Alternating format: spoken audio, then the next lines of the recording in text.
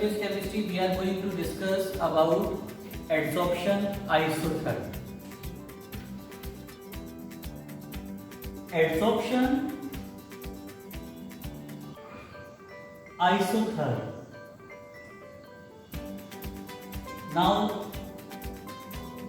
you will ask, what is adsorption isotherm? Isotherm is when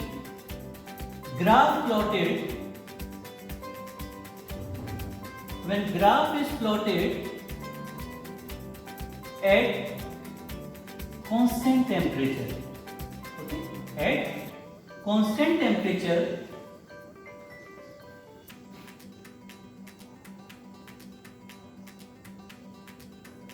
then it is called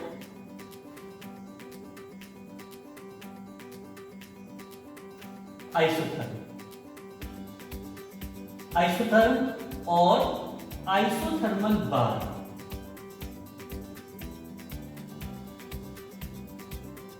जब constant temperature पर graph plot किया जाता है तब उसे आइसोथर्म या आइसोथर्मल बार कहते हैं. ओके, तो इसके रिलेशन में एक साइंटिस्ट हुए हैं जिनका नाम था फ्रेंडली.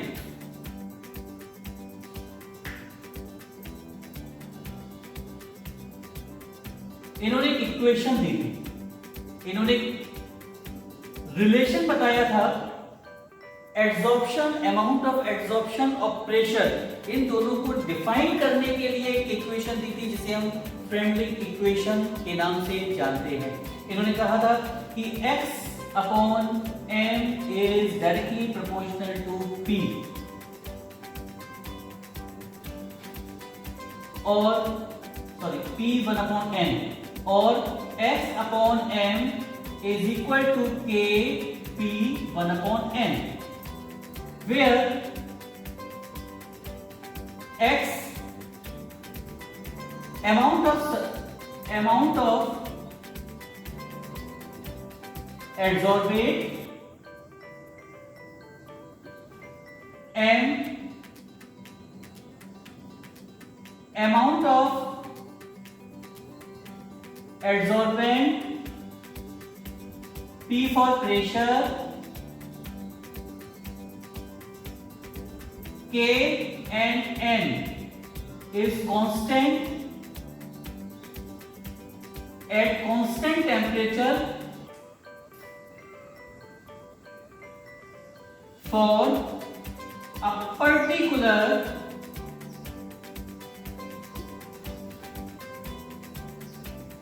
adsorbate and adsorbent. किसी पर्टिकुलर एड्सॉर्बेंट और एड्सॉर्बेंट के लिए कांस्टेंट टेम्परेचर पर K और N कांस्टेंट होते हैं और यहां पर x अपॉन n जो पूरा x अपॉन m है, this is amount of adsorption.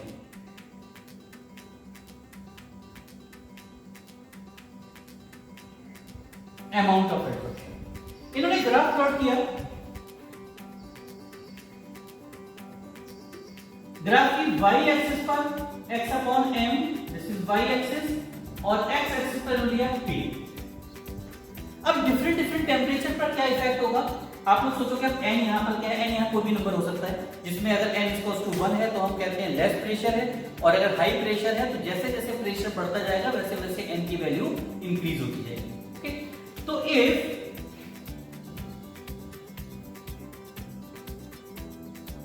n equals to 1, that is low pressure.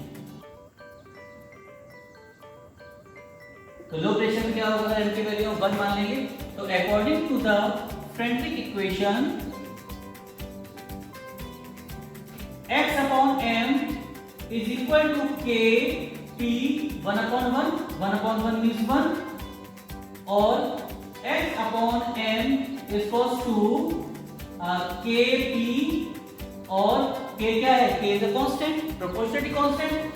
तो x upon m is directly proportional to p. अगर हमारा प्रेशर कम है तो कम प्रेशर पर amount of adsorption is directly proportional to pressure होता है. जैसे जैसे प्रेशर बढ़ता जाता है वैसे वैसे अमाउंट ऑफ एड्सॉर्प्शन बढ़ता जाता है.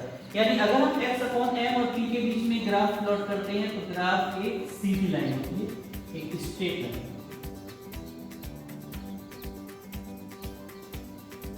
बट अगर टेम्परेचर लो नहीं है, टेम्परेचर हाई है,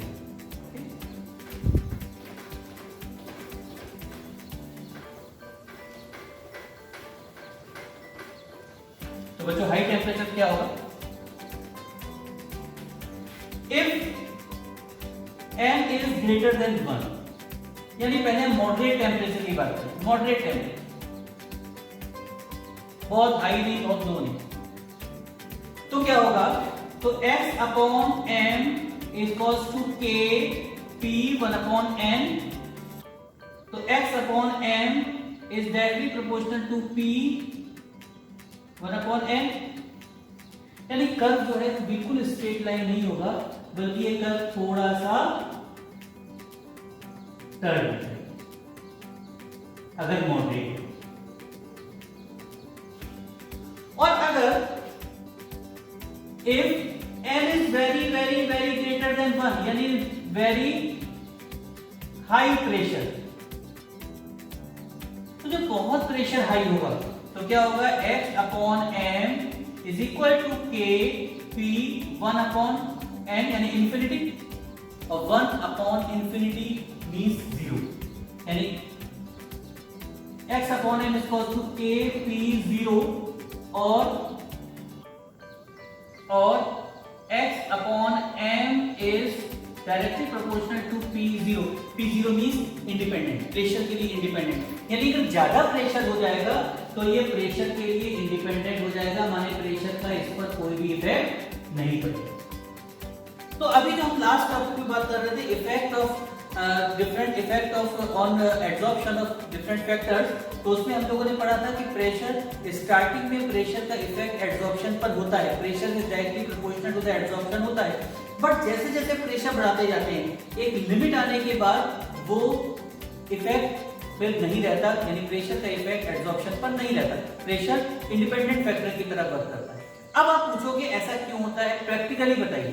तो प्रैक्टिकली भाई सिंपल सी बात है, जैसे आपका ये कोई सरफेस है, इस सरफेस पर बहुत सारे एक्टिव सेंटर्स बने हुए हैं जिस पर एब्जॉर्प्शन हो रहा है, ये एब्जॉर्प्शन हो गया है ना। जितना प्रेशर ज्यादा है उतना एब्जॉर्प्शन ज्यादा होगा, लेकिन एक समय ऐसा है कि इसकी पूरी सरफेस भर गई हाई प्रेशर पर। जब इसकी पूरी सरफेस भर गई तो उसके बाद कितना भी प्रेशर होगा एब्जॉर्प्शन नहीं होगा। ओके, तो ये तो था डिफरेंट प्रेशर पर। अब अगर डिफरेंट टेम्परेचर पर हम देखें तो ये ग्राफ कुछ इस तरह का हमें लगता है। सपोज ये T1 है, ये T2 है, ये T3 है, ठीक है। टेम्परेचर जैसे जैसे बढ़ाएंगे वैसे वैसे एब्जॉर्प्शन कम होगा। ओके, तो T3 पर एब्जॉर्प्शन सबसे कम होगा, T2 पर उससे ज्यादा होगा और T1 पर सबसे ज्यादा होगा। तो जैसे जैसे टेम्परेचर इंक्रीज करते जाते हैं, सपोज T1 सबसे छोटा है, T2 उससे ज्यादा है, T3 सबसे ज्यादा है, तो जितना ज्यादा टेम्परेचर होगा एब्जॉर्प्शन उतना ही कम होगा। Okay,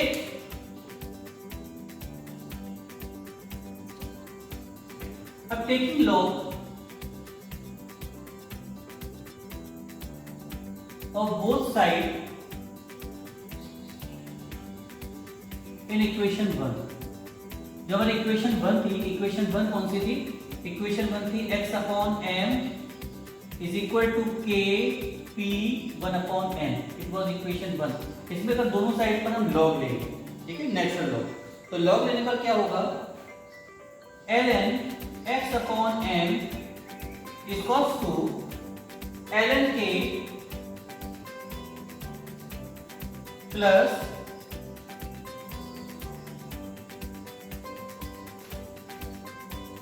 ln p 1 upon n और ln x upon m is equal to ln k plus 1 upon n ln t। Compare it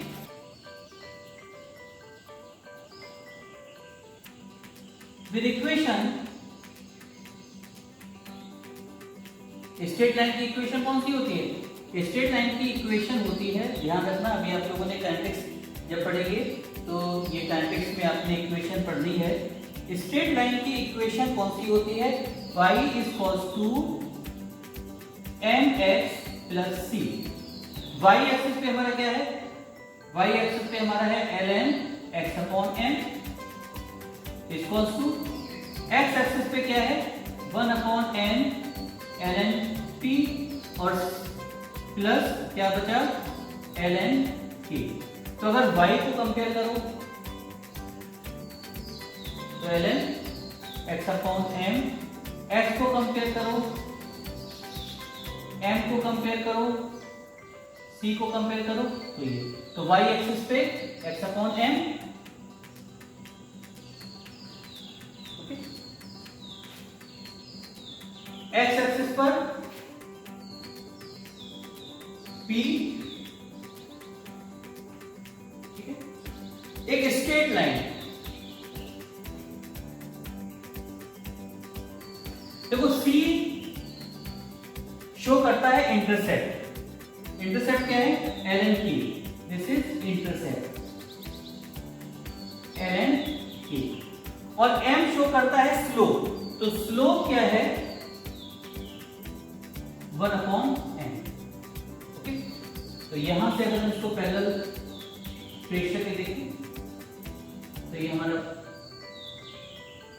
angle बनता है थीटा।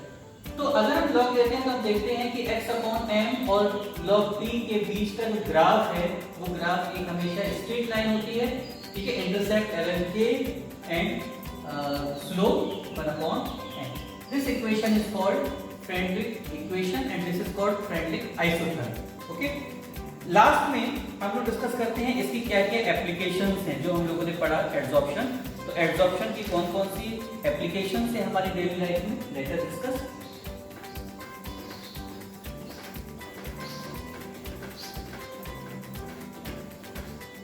एप्लीकेशंस,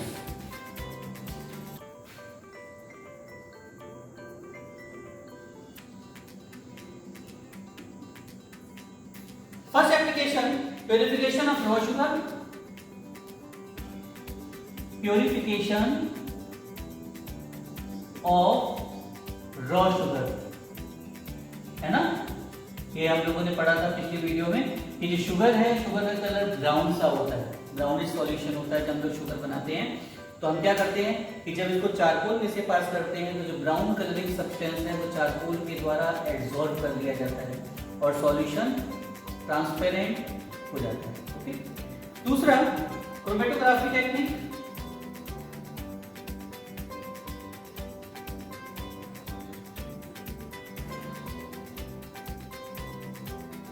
क्रोमेटोग्राफी आप लोगों ने बायोलॉजी में भी किया है, केमिस्ट्री में भी किया है, जिसमें एक क्रोमेटोग्राफी पेपर होता है, उसको जब आप डालते हैं तो डाइस में जितने कलर्स हैं वो सारे कलर्स सेपरेट हो जाते हैं। तो ये सीधा सीधा एब्जॉर्प्शन पर डिपेंड करता है। तीसरा गैस मास्क। गैस मास्क में हम लोगों ने कल पढ़ा था कि गैस मास्क में सिलिका जेल लगा होता है, तो वह एटमॉस्फेयर में प्रेजेंट जो ह्यूमिडिटी है, जो वाटर मॉलिक्यूल्स हैं, उनको एब्जॉर्ब कर लेता है, जिससे कि एयर ह्यूमिड फ्री हो जाती है। ठीक है, एक और इसका स्किन ऑइंटमेंट्स।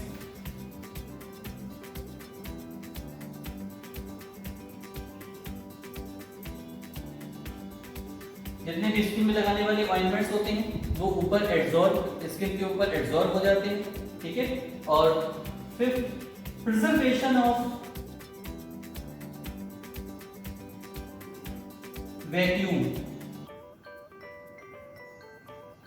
वैक्यूम में कल हम लोगों ने पढ़ा था कि अगर हम किसी भी ट्यूब में जिसमें हमें वैक्यूम क्रिएट करना है उसमें अगर चारकोल रख देते हैं तो उसमें प्रीवियसली प्रेजेंट जो गैसेस हैं वो गैसेस चारकोल के द्वारा एब्जॉर्ब कर ली जाती हैं और फाइनली ट्यूब के अंदर वैक्यूम क्रिएट हो जाता है। ओके, तो स्टूडेंट्स यहाँ पर सरफेस केमिस्ट्री का जो फर्स्ट पार्ट है एब्जॉर्प्शन कंप्लीट होता है।